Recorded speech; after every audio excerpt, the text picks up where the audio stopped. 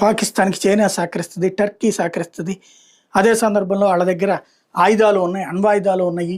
ఇదేమి ఆషామాషీ గాదు. ఇదేదో బీజేపీ వాడు చెప్పినట్టు గాదు వినాల్సింది. మనం ప్రాక్టికల్‌గా ఆలోచించాలి అని చెప్పేటటువంటి పనికిమాలిన సన్నాసులు ఈ దేశంలో బ్రతకడానికి అనర్హులు.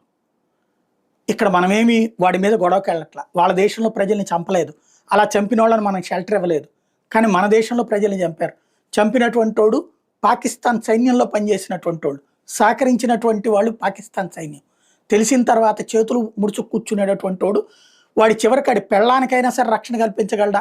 వాళ్ళ కుటుంబానికైనా రక్షణ కల్పించగలడా? పక్కనోడొచ్చి కెలుకుతుంటే గనక పర్లేదులే నేను నీకంటే శక్తివంతుడిగా తీసుకుపో అని చెప్పి బలవంతుడికి ఇచ్చేస్తాడని ఆలోచించుకోవాల్సినటువంటిది. ఎందుకంటే అలాంటి అసమర్థుడిని కాపురం చేయడం కూడా వాడి పెళ్ళానికి దండగ. ఎందుకంటే రేపు పొద్దున ఎవడన్నా బలవంతుడు వచ్చాడంటే ఇచ్చేస్తాడనమాట. నీకంటే ఎక్కువ డబ్బులు ఉన్నాడు అంటే ఈడికంటే ఎక్కువ డబ్బులు ఉన్నోడు వస్తే తీసుకెళ్ళిపోండి సార్ నా వల్ల కాదని చెప్తాడు.